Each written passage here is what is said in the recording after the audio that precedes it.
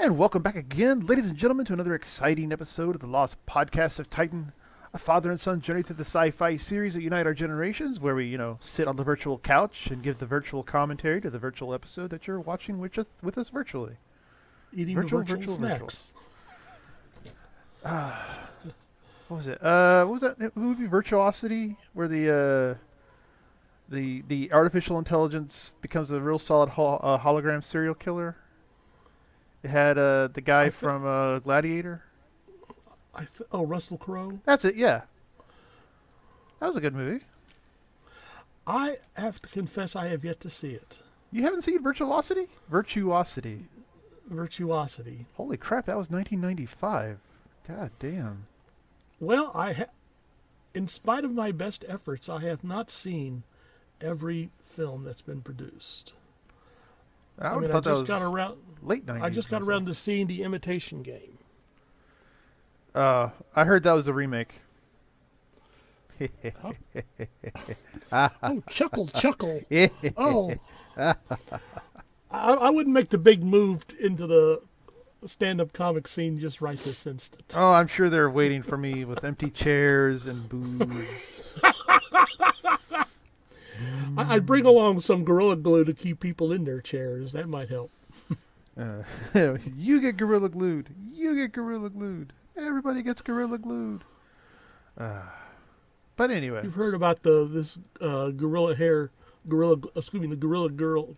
Glue challenge?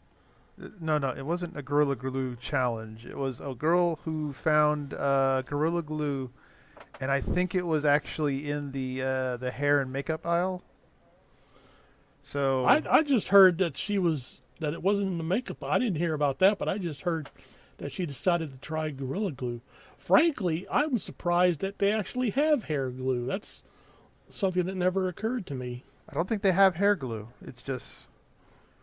But there was just about the same time there was this guy who wanted to test Gorilla Glue out, so he, I think, glued a plastic cup to his lips and such, and ended up having to have his lips surgically removed. Ooh, that's no good. Fortunately, our audience, I suspect, is much more intelligent and wouldn't do that sort of thing to themselves. And if they would, we give our stamp of disapproval. You shall not use Gorilla Glue, but yeah, we shall not consider your film request. Yeah. Ooh, wait.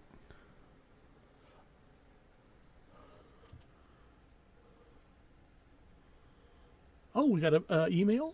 No, it's just the guy wanting to do the website. Oh, well. Oh. Yeah.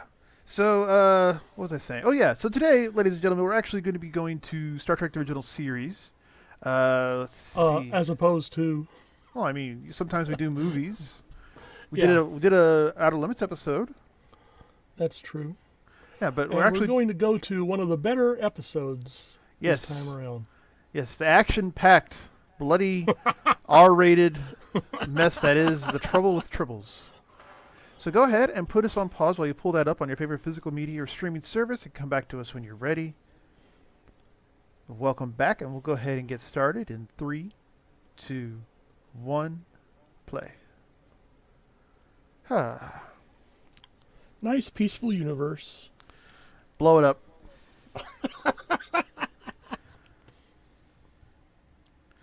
I'm actually surprised they didn't use the redone special effects from DS9 as well. Because, I mean, DS9 was even better than the quote-unquote cleaned up episode.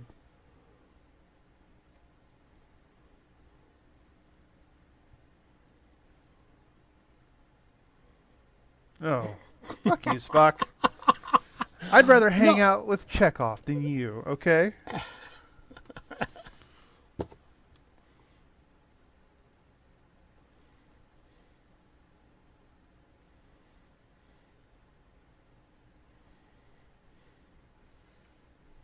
See, Chekhov knows this. He's just nodding his head.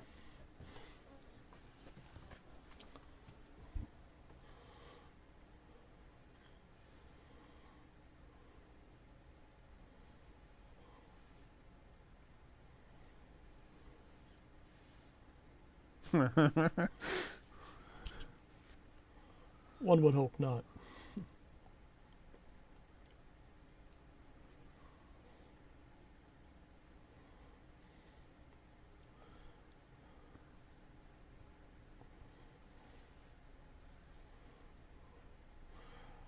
Let it rest. That was a show I wanted to see. Peter the Great going through Europe with his buddies, just causing a mess. I think they know that, Chekhov. But it's nice that the Organian peace treaty was referenced again.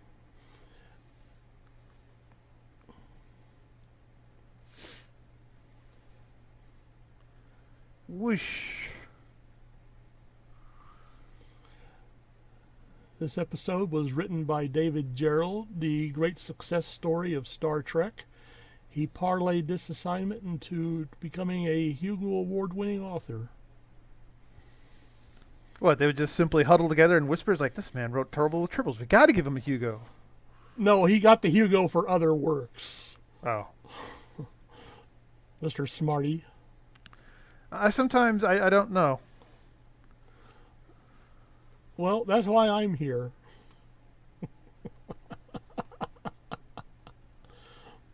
Are we sure?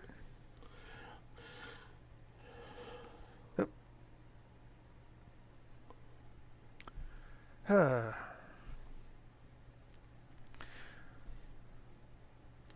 now we're moving a little faster.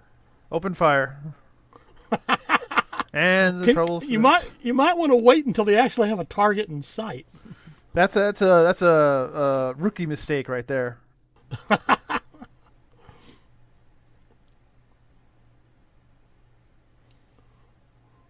Oh, what? They're reviving the alternative factor?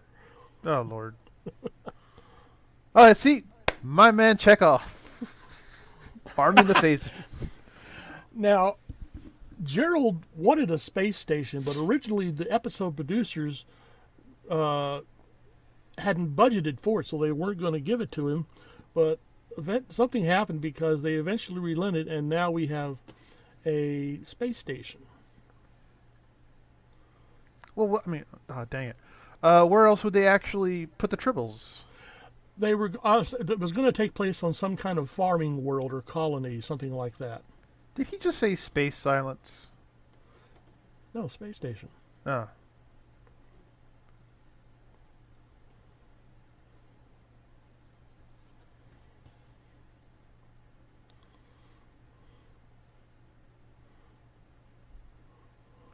How about you explain now? Really? While we have our fingers on the firing controls.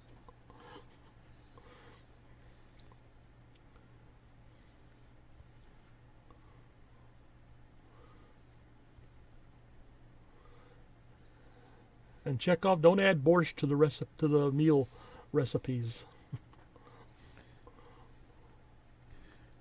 This is a bouillabaisse station.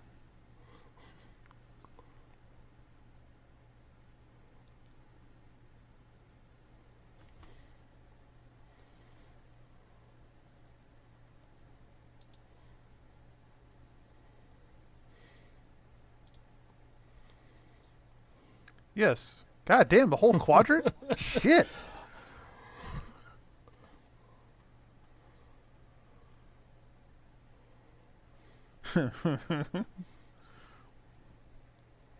He has no sense of humor. If you want, I can call Chekhov over and he can hang out with you.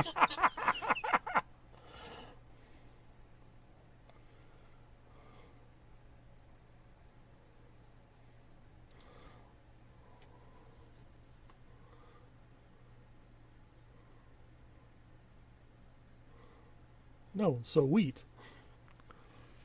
Oh, he looks familiar. Holy shit. That's William Shallert. He's been just about everywhere. Several TV series, usually playing the smarmy, prissy bastard. Oh, Jesus Christ. Spock. So someone had a hard-on for Canadian wheat and decided to write an episode about it. Is this it? Is that? Well, I think this is it. Yes. There is such a thing as triticale. Oh, yeah, I'm very aware, yes. And it traces its origin all the way back to 20th century Canada. Shut up.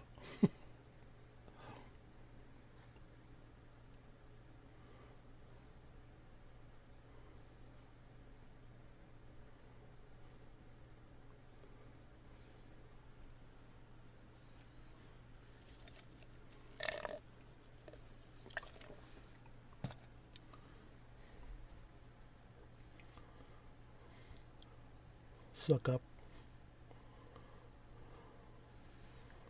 Yeah, someone went to Starfleet, got into security thinking they were going to, battle Klingons or guard high-level diplomats. Nope, he's going to hang out in front of a door and guard a storage container full of wheat that can trace its origins all the way back to 20th century Canada, where it was written in a Scientific American Today article that was read in L.A. by a pretentious fucking writer who decided to write an episode about it. Oh, don't be nasty.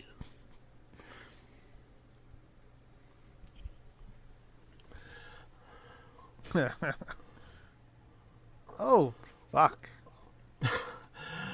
I mean, the Quantum Triticale is the MacGuffin that you hang this story on. Yes, but I feel there would be less of an insult to my intelligence if they used an actual MacGuffin.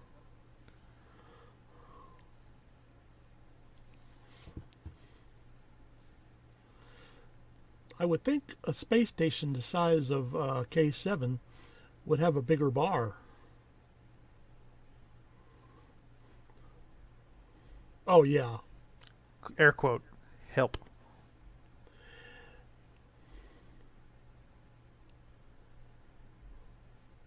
It's Russian, isn't it?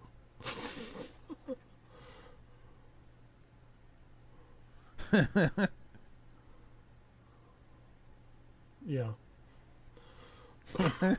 from the Russian part of Canada.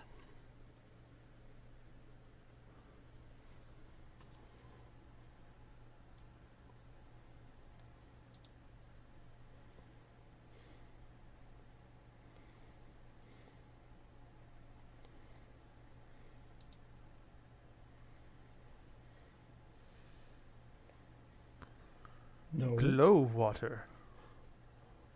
Well, what does it make glow?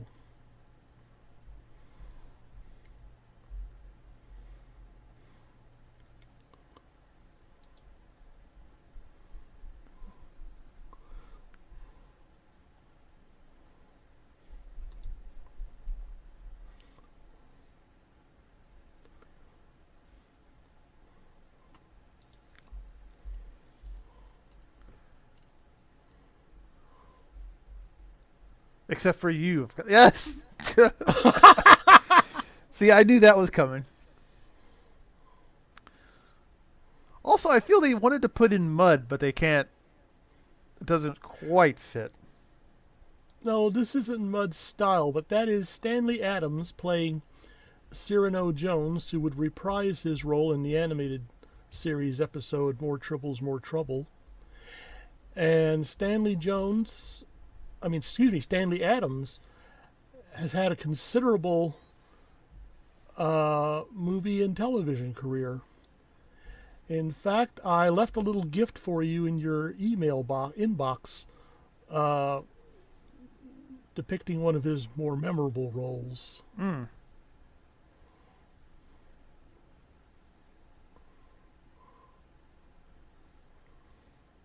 Boom, boom.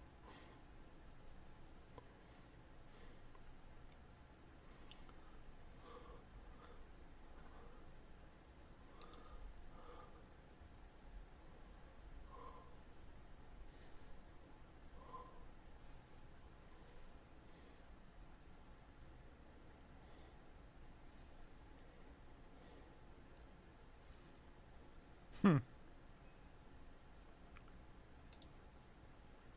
10 credits.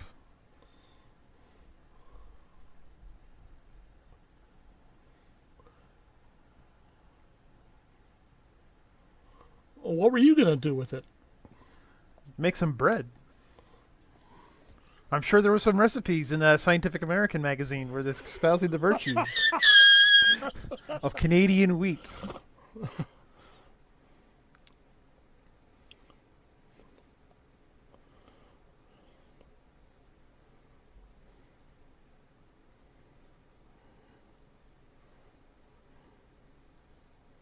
Open fire! Pew pew!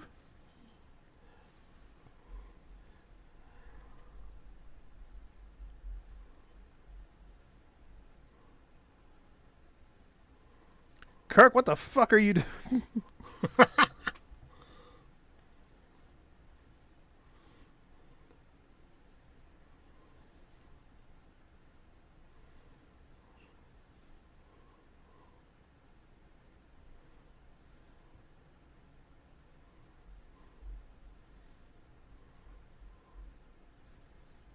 So he went over his helmet. Yeah. Oof.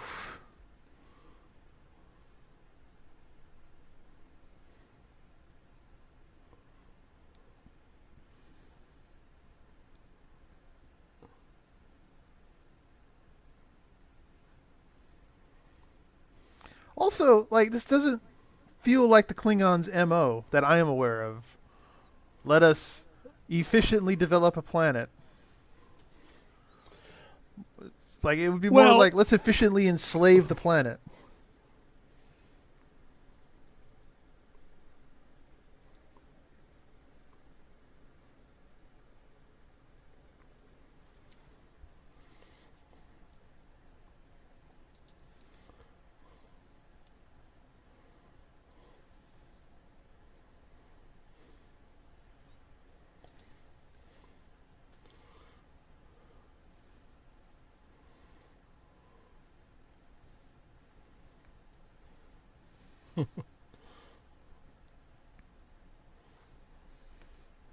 so there's a Klingon warship just off the position there, and they're going to lower their shields to beam over to the station.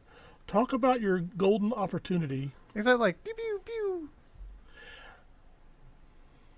Does the captain look familiar to you, Jeremiah? Hold on.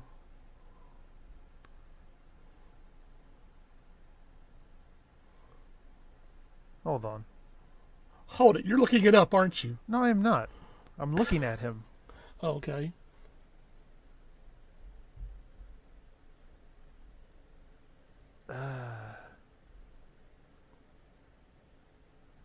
Is he the Squire of God? No, I don't think he's the Squire of God. Yes, he is. That's Wait, very what? good. That is William Campbell, Did he lose weight? I guess. Well, he was wearing bulky clothes in that episode, so Okay. this is interesting. There was a consideration that Star Trek needed an anti-Kirk, an opposite number in the Klingon Empire, and William Campbell's character of Koloth was being groomed for that role.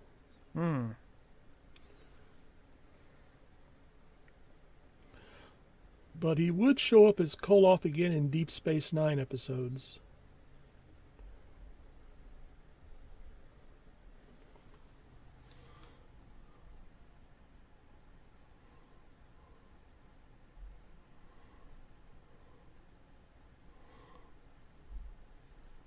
And what does that mean? Pew.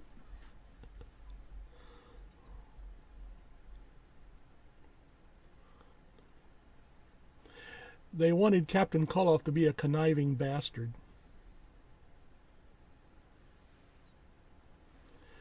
Now, we're kind of fortunate.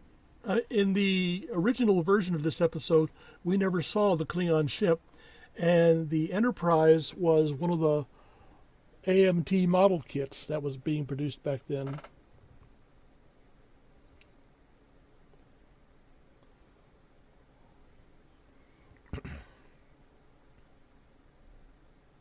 Beam them all off the ship.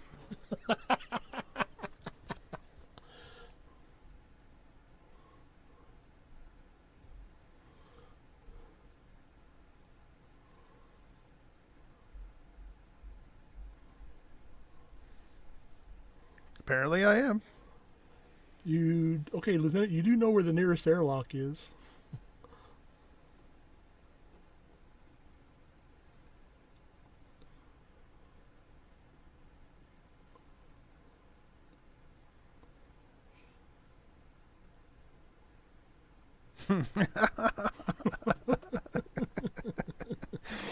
Okay, that was funny.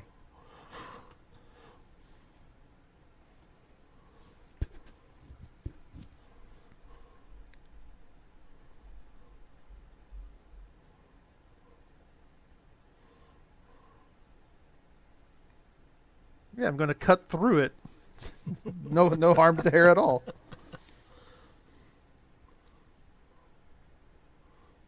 Wait, how? Like, Uhura, come on.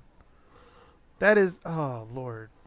I think think they are old enough. Oh Jesus.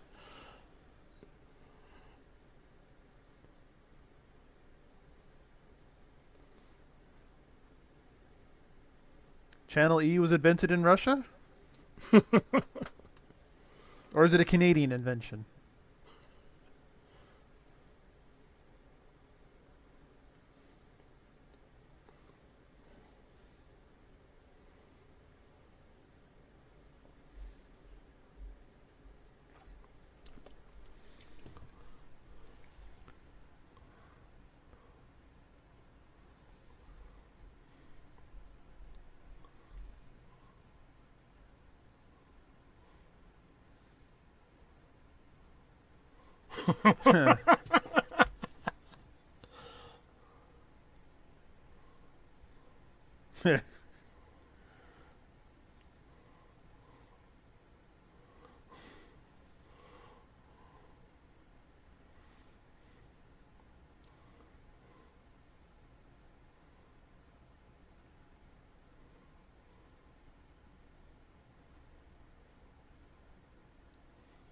Oh, he can count.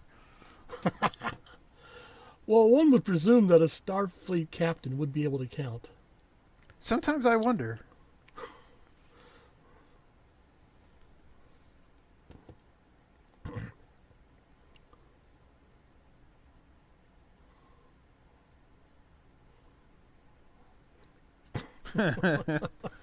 Good line.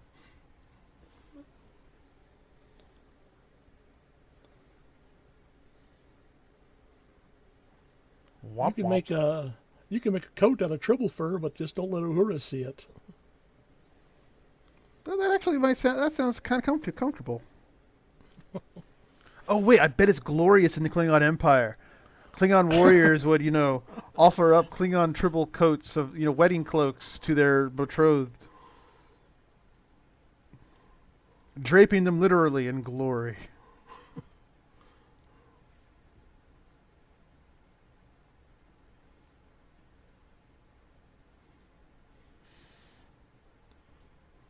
So, okay, this is the Federation station. Does that mean there's a Klingon station nearby? I don't know. That's a good question. I mean, do Klingons even have stations, space stations? Well, according to several gaming reference books, which I have here, they do, but I don't think we've ever actually seen a Klingon space station.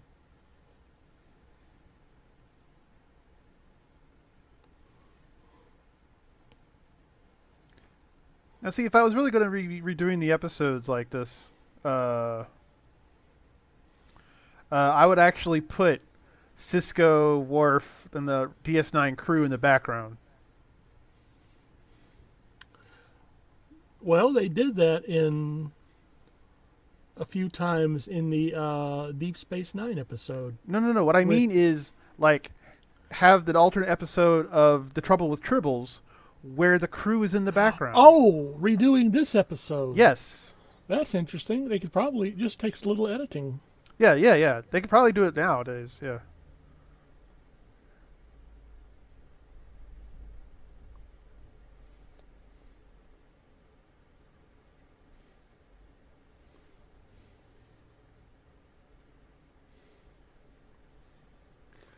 Also, can you imagine the marketing bonanza this caused?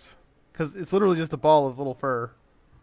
Yes, they made 200 or so tribbles for this episode, and after the production finished, the tribbles started disappearing from the studio, and they've been showing up on collector pages.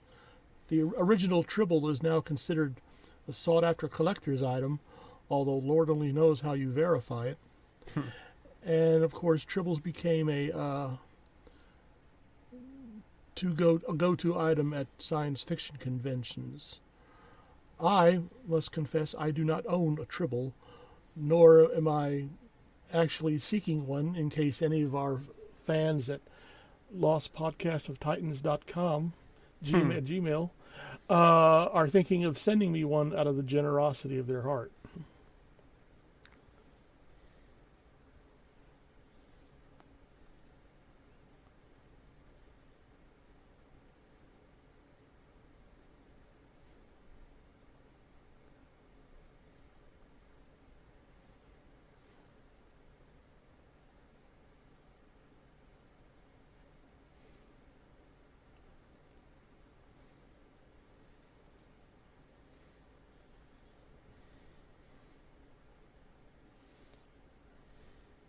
Well, truth hurts. Yeah.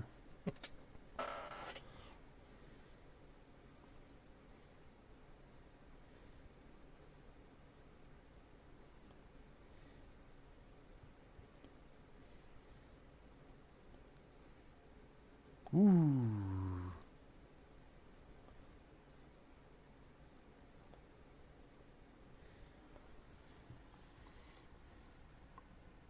And it's also true. We both know this to be true.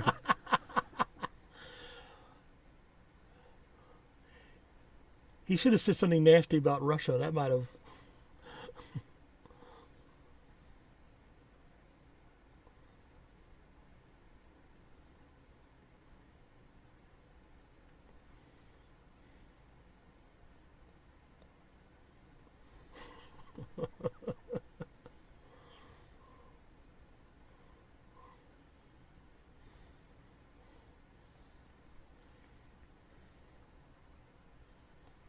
Yeah.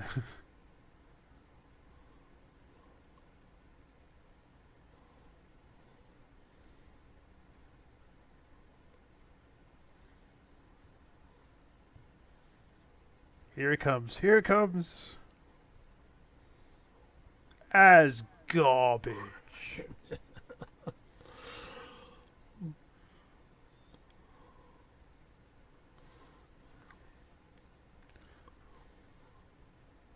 Boom.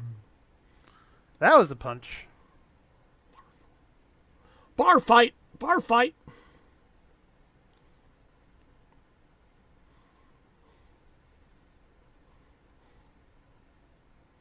Wait, why is he protecting the tribbles? Merchandise. It's already become quite clear that, they just reproduce. Yes, but they also react nastily around Klingons.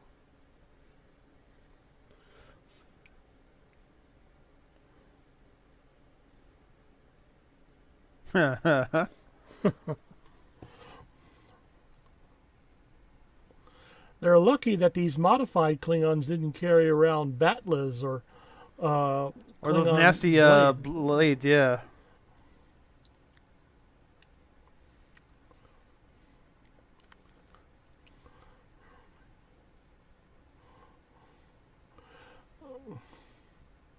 You guys in the background aren't going to mix it up? Also, I'm fairly certain there has to be a camera watching him do this. Or it would be like me jumping over the counter at a grocery store and trying to operate the cash register. Take that.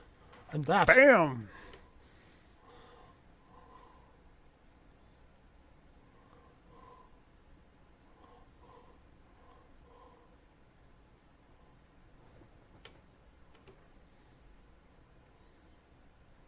Saracen dog. Roman pig. Take that. Also, isn't it time to get out of the station? He's a traitor. Who?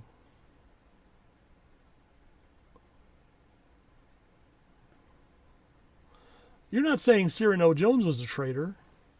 No. Trader, as in trade. I trade. Oh, okay. Well, remember, there's a Ferengi rule of acquisition that says in chaos there is profit. Well, there's also the Ferengi rule of acquisition in stability. There is profit. They like to play both sides of the street.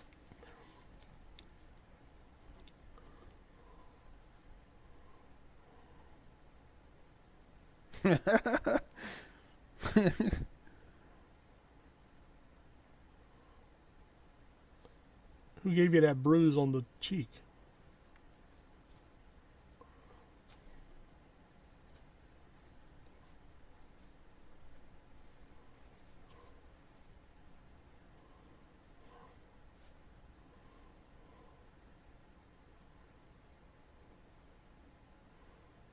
Because you threw the first punch.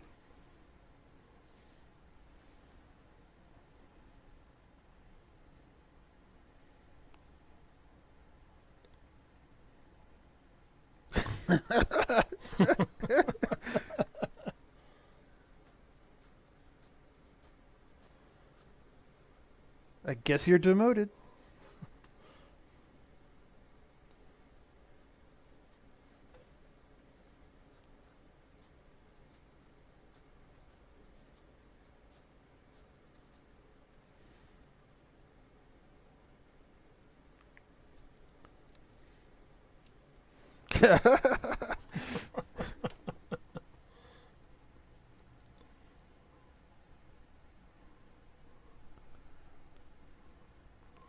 Also, like, I don't understand how the Klingons understand the concept of tin-plated. Tin might be a common element throughout the universe. Well, yes, but the tin plate implies the falsehood. It, it was used. Yeah.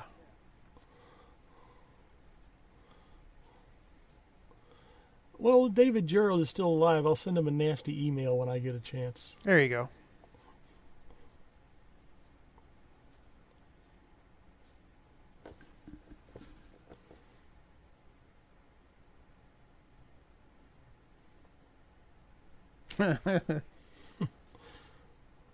Gasp.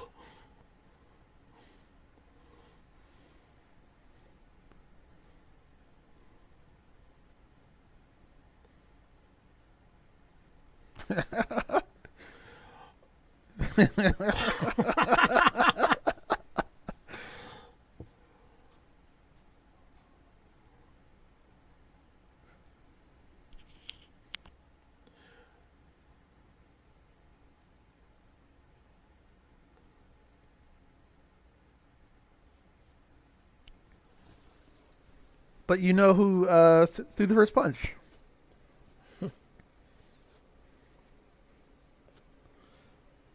And who handles emergencies in engineering when Scotty's restricted to quarters? Exactly.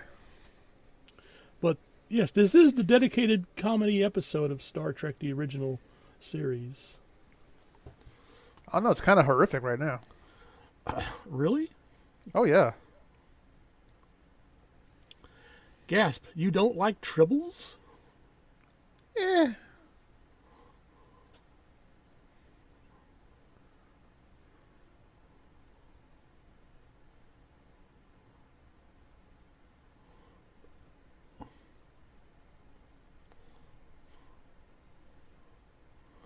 Kind of like Nurse Chapel. Oh, there you go. Especially when you pet her just like that.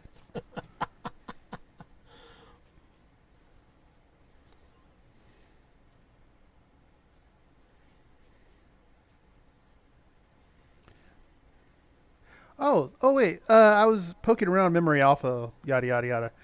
So Spock was the first Vulcan officer in Starfleet? I imagine he was. Okay, because like I would have assumed that there would have been more before him, considering how long the Federation, Earth knew about the Vulcans. Well, assimilation takes time. Although we will have it mentioned later on that there is a vessel in Starfleet populated entirely by by Vulcans. I'll get it right eventually. No, they're Romulans. You were right the first time. It was a deep ploy, deep cover.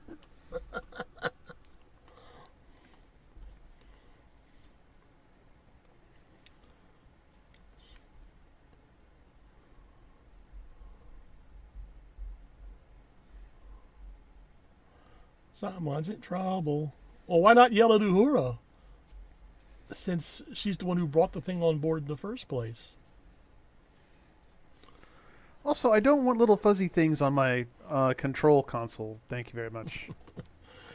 Especially when the phasers are right there.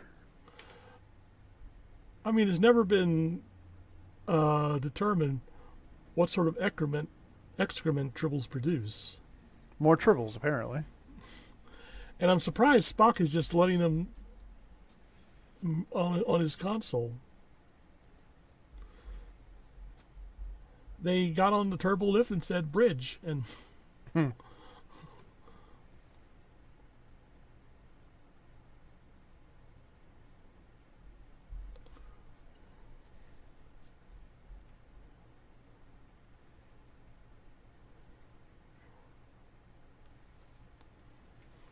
Get them off well, the ship. it kind of takes the fun out of it, though. Yeah. Gasp. I don't think that's what bisexual means, McCall. Well, I'm just surprised that, and in retrospect now, it never occurred, but I'm surprised they were able to use a word like bisexual in an American television series back then.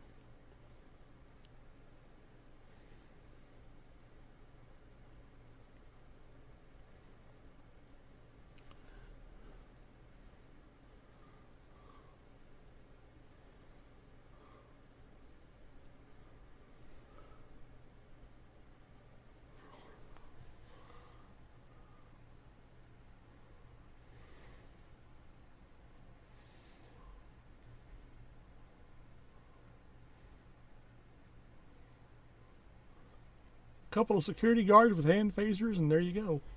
Huh. They That'd be can a do fun triple afternoon. target. Yeah, we can do triple target practice.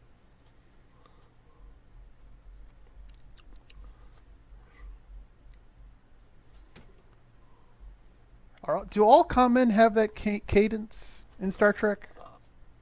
It would seem so.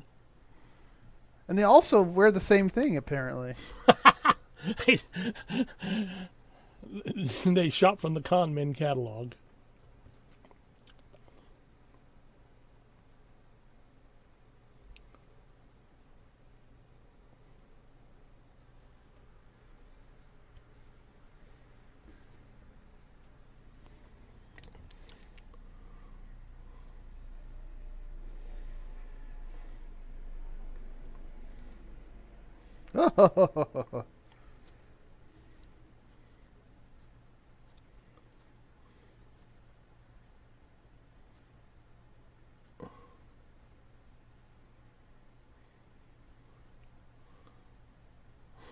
Snarl.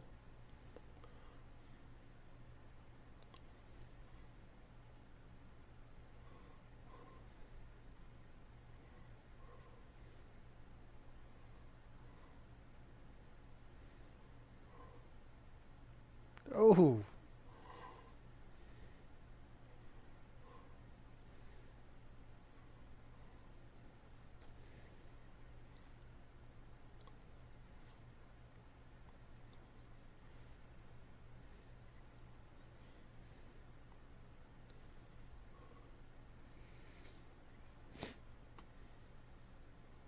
Ba-boom. Well, he shops for the command catalog.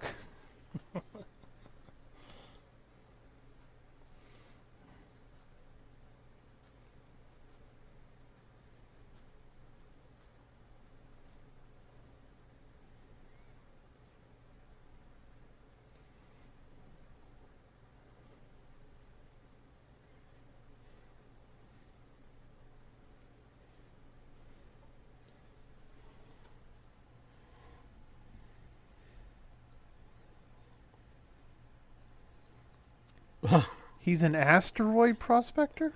Yeah, asteroid prospecting is going to be a growth industry when we finally move out into space. Yeah, but He doesn't strike you as the prospecting type. no, he doesn't know. He probably has most of his operation automated from his ship.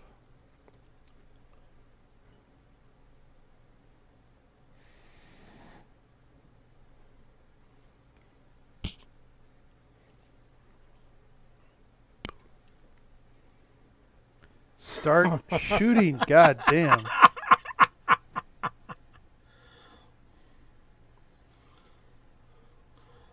Oh, triples au gratin. My favorite food.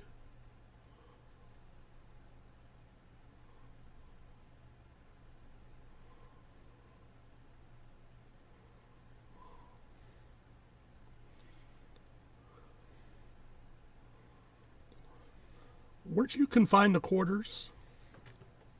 Oh, he's a main character.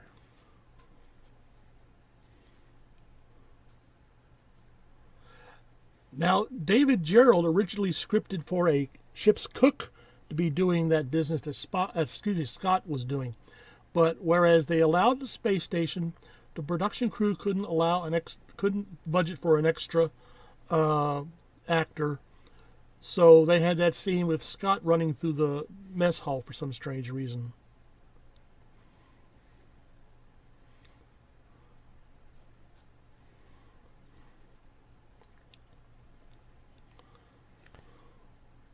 And they were just killed, and now they are reanimated.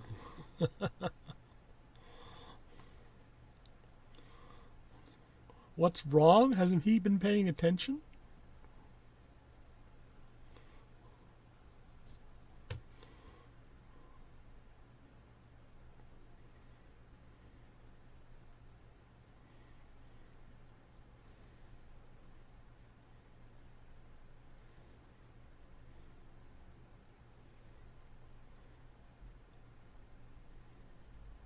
Don't do that. No, don't do that.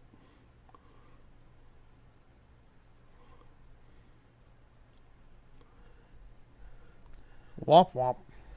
And if there had been grain in that bin, wouldn't it have all fallen out on the floor? And that was going to be anything better? It's a good question. I don't quite understand how that works. Also, how did the Tribbles get through the grain packaging? Maybe, except for small samples, the grain wasn't packaged. It was all in bulk and just transferred to the space station bins.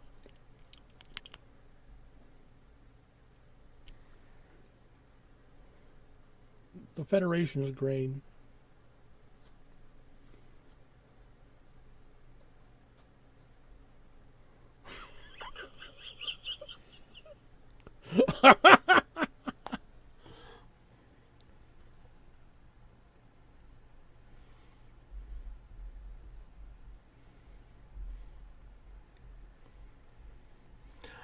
The guy in the background, I wonder how much he got paid to just stand there without talking. And glower.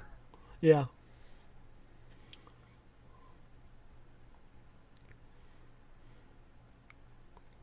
Oh, so you admit you were intimidated. Yeah.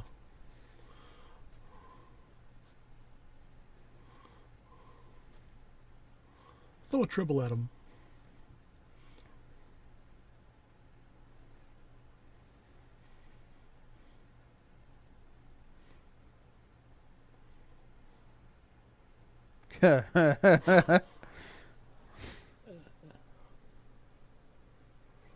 Ah! Ah! You're in a pile of corpses.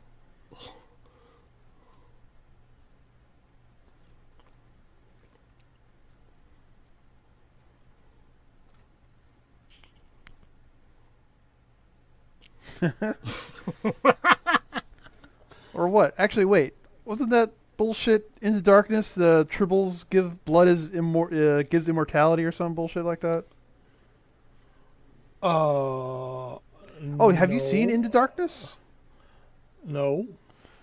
Okay, good, because you didn't miss much. But yeah, so Kirk was brought back to life with triple blood. And yes, I'm serious. Which is probably one reason why the movie hasn't been getting that many recommendations, and why I haven't seen it. Well, it was also complete shit too, so you know. Well, yeah, that would help. Wait, you're leaving the ones in the transporter.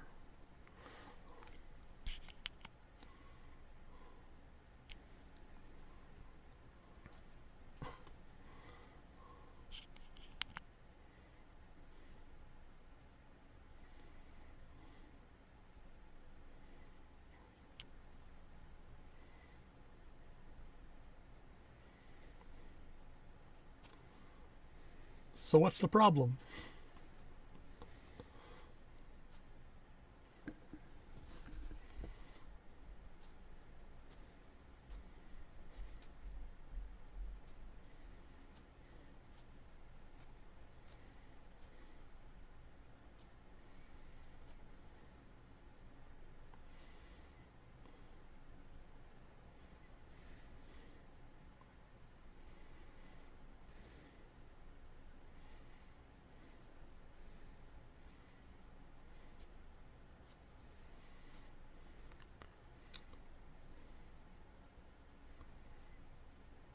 Oh, I thought he was going to ask for more lines.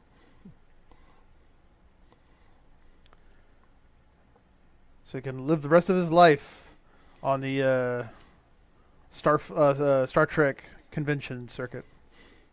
Yeah.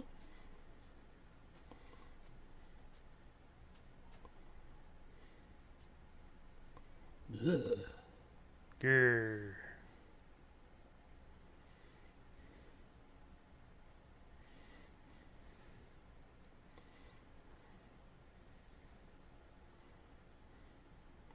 Ah, vicious enemies.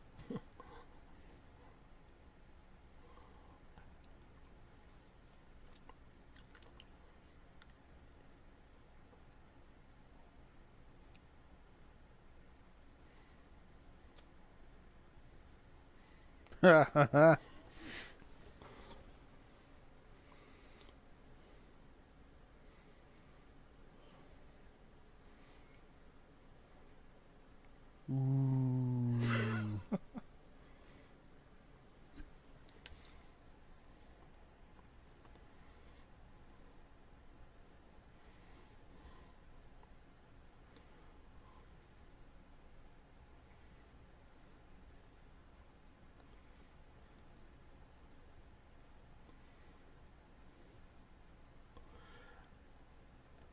And he's been working for Barris and the Federation all this time, and no one has scanned him?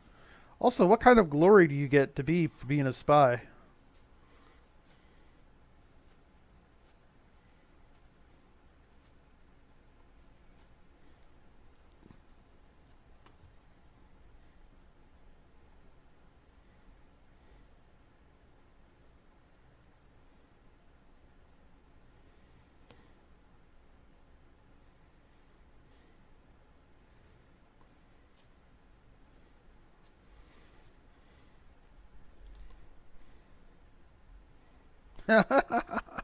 I've got vicious attack tribbles here, and I'm Tribbles. not afraid to use them.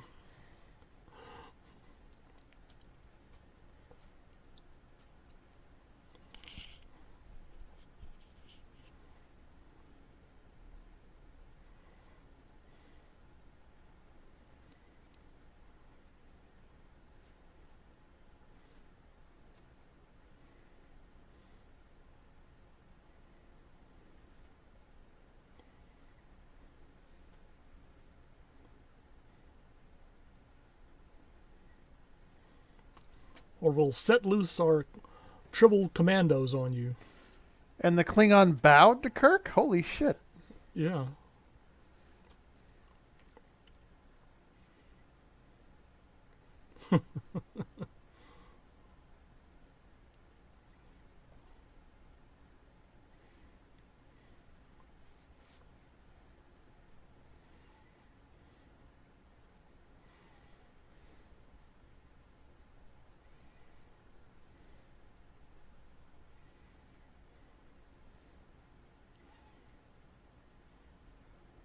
Oof.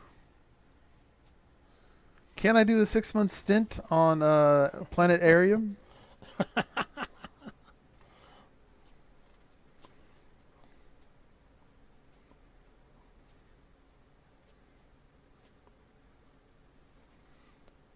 You're reaching. I'd reach too. Well,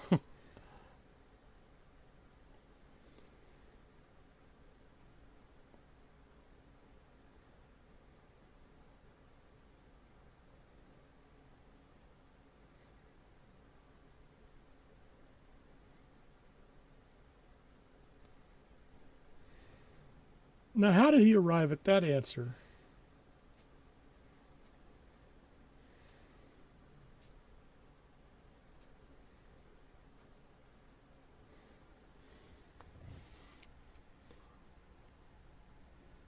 I'll bet he's not afraid to do an airlock job. Just get a big enough broom and shovel him into the airlock. Like, I wonder what happened to, Space Station K7 and the aftermath of this.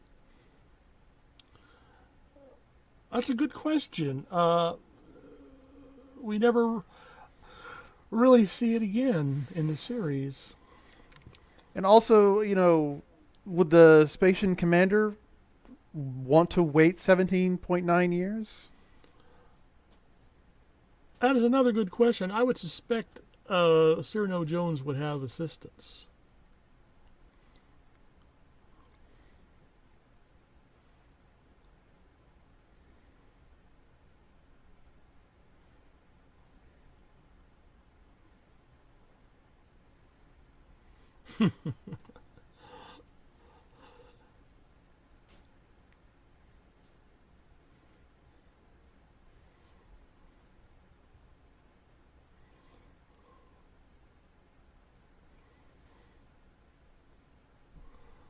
Let's just say there's a long line of dead tribbles following the ship. Oh, Jesus Christ. Hey, it's Linky, motherfucker. No, He got promoted. No, the one on the right. Oh, okay. Yeah. Sulu must still, George Takei must still be shooting people down in Georgia.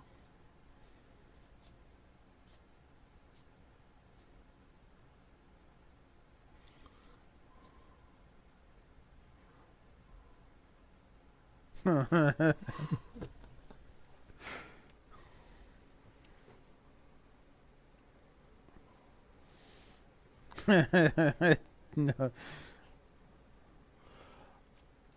And Uhura finds that funny? I'd have thought she'd be at Scotty with, claws.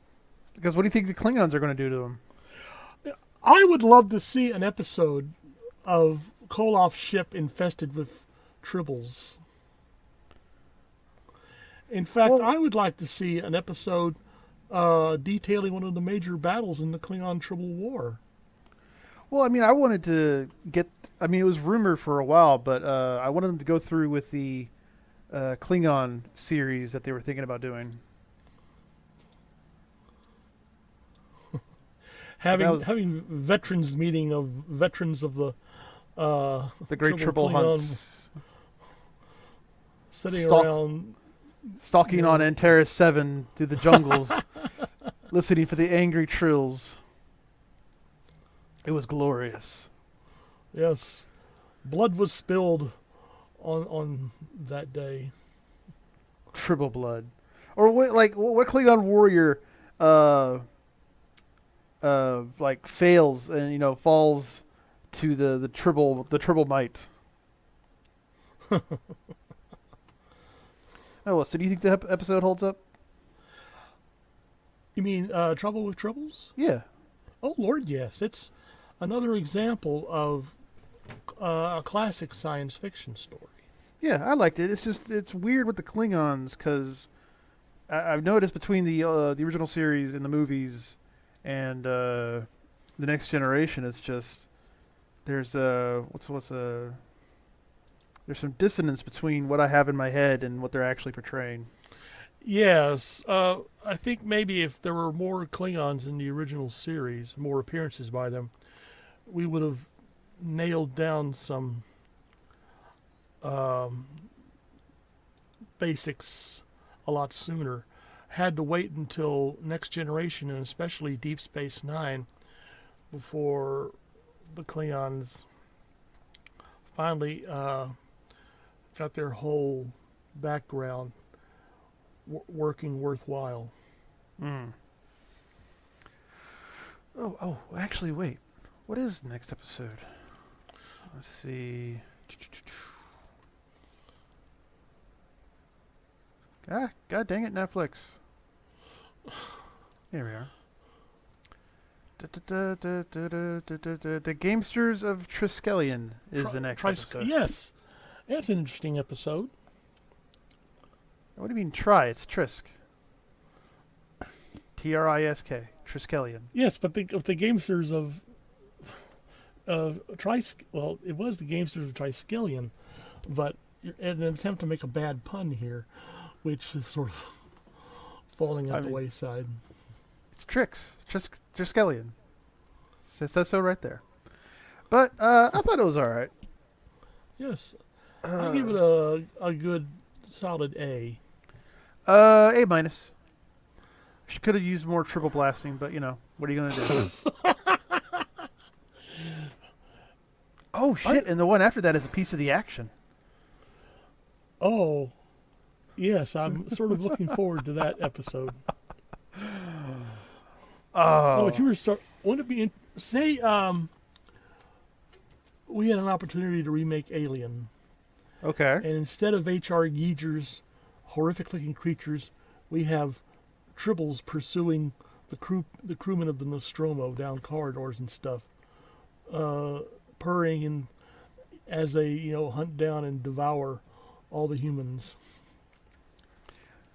I don't think that would work. It's actually like, do you remember the movie Leviathan? Yes. I rewatched it a little while back, and I realized that they could barely move the creature in the suit. Yes. So anytime it's actually on screen, it's like reaching and lunging. There's like this one scene where it's like down the hall going, "Grrr," but it's not actually moving. And I'm like, oh shit. Oh. But we hope y'all enjoyed the episode, and we will catch y'all again next time. And y'all behave and take care.